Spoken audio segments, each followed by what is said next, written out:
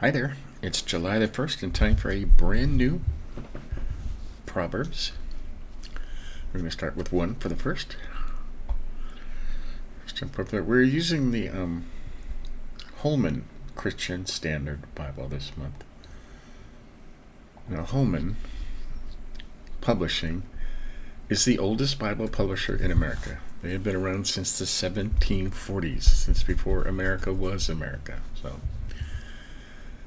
And we did use the Christian Standard Bible a couple months back, which is an update of the Holman. Basically, what they did when they changed it from the Holman to just this Christian Standard was to take out all the capitalization of God, where it says we're him, he. And this one, they capitalize it, gives it the proper, what I feel is the proper respect it deserves. So go with this. And the CSB is a newer translation. Okay, it's one of the newest translations out there, but they went back to the original text, translated it in today's language, and I have found it to be extremely accurate, one of the most accurate ones around. I have other Bibles with me, and I've compared it to, the NIV and the King James and the New American Standard, and it's one of the best out there, so. And if you can find that Holman Christian Standard Bible, it's one of the only ones published in this century that you can actually trust. So most other Bibles from this century have been infiltrated. Okay, they've taken all the gender out of it. Some Bibles even make God gender neutral, which is just, And it says, don't change a word in the text. Don't add to it. Don't take away from it. So we're going to use the Holman Christian Standard. It's a good Bible. Let's see what we can glean from Proverbs this month. This will be the 11th time going through this. So start with 1. The purpose of Proverbs. The Proverbs of Solomon, son of David, king of Israel, for learning what wisdom and discipline are, for understanding insightful ways, for receiving wise instruction in righteousness, justice, and integrity. For teaching shrewdness to the inexperienced, knowledge and discretion to a young man. A wise man will listen and increase learning, and a discerning man will obtain guidance. For understanding a proverb or a parable, the words of the wise and their riddles.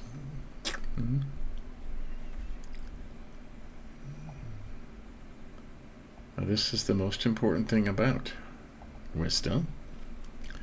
The fear of the Lord is the beginning of knowledge. Fools despise wisdom and discipline, right?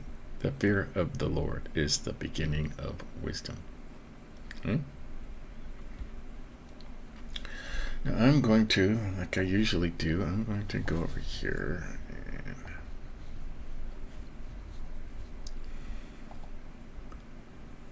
go to James. I can find James in here.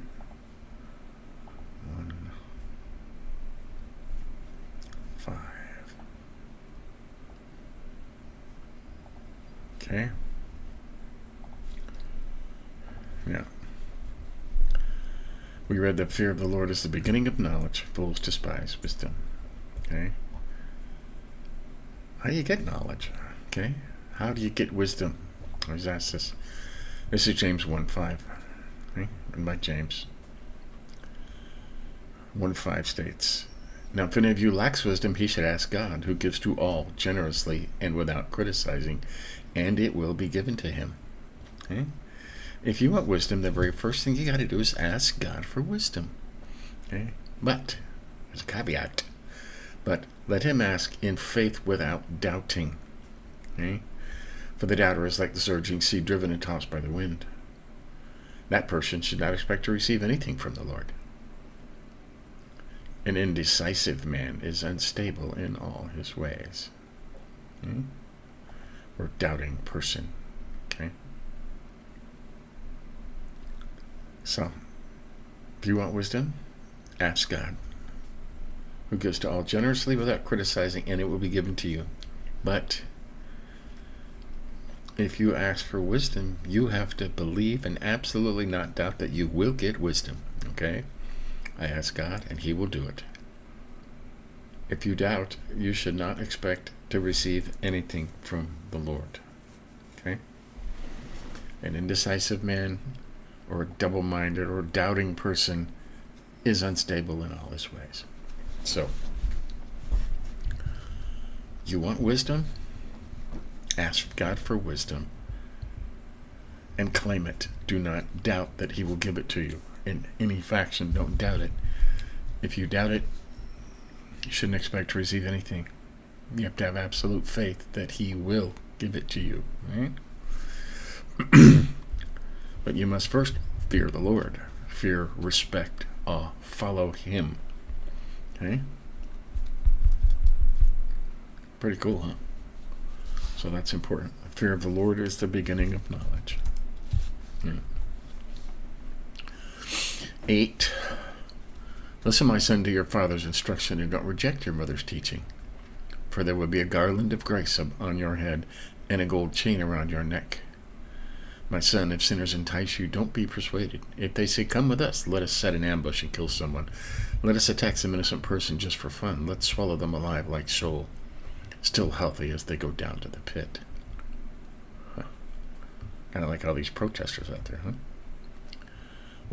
We'll find all kinds of valuable property to fill our houses with plunder. Throw in your lot with us and we'll all share our money. Loot. One bag. My son, don't travel that road with them or set foot on their path, because their feet turn towards trouble and they hurry to commit murder. It is foolish to spread a net where any bird can see it, but they set an ambush to kill themselves. They attack their own lives. Such are the paths of all who make profit dishonestly and take the lives of those who receive it. He could be talking about all these protesters, okay, out there burning police cars and breaking in and stealing stuff from stores. They don't care if they kill somebody. Okay, he's imploring for us to stay away from people like that. Okay, stay away from people like that. Hey, wisdom's plea. Wisdom calls out on the street. She raises her voice in the public square. She cries out above the commotion. She speaks at the entrance of the city gates. How long, foolish ones, will you love ignorance? How long will you mockers enjoy mocking? And you fools hate knowledge.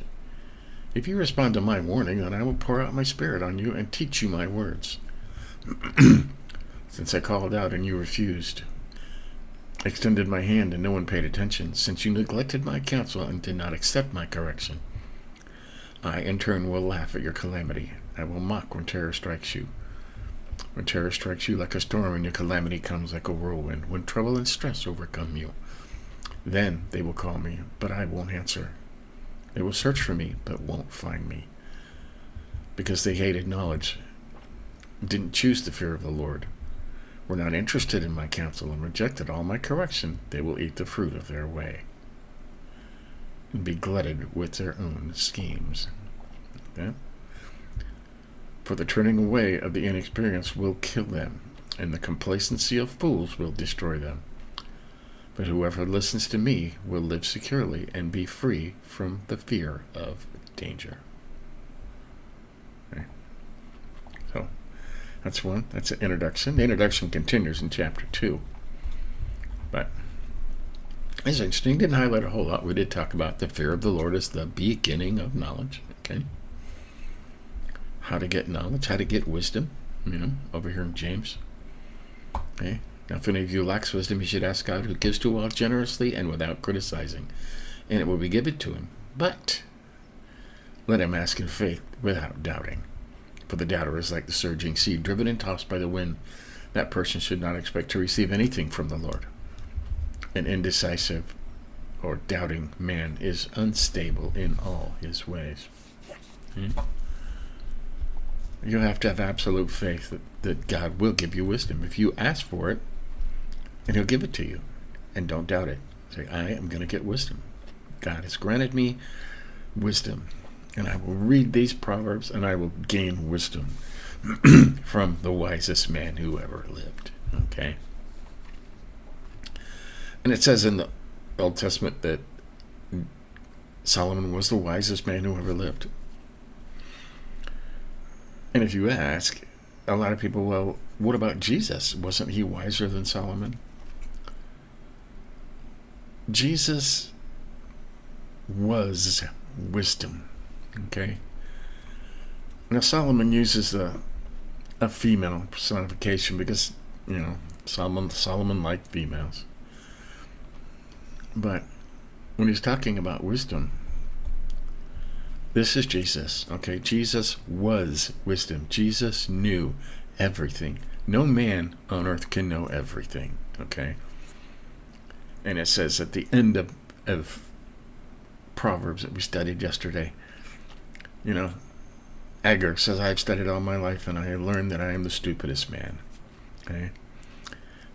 If you spend your whole life learning wisdom, you will not even have touched the surface of all the wisdom that's out there. Okay? You can't know everything. Jesus was wisdom, and he did know everything. So it's different than being the wisest man who ever lived and actually being wisdom itself. Okay? Solomon says in I think it's probably tomorrow, Proverb in 2, wisdom was there when the earth was created. Okay?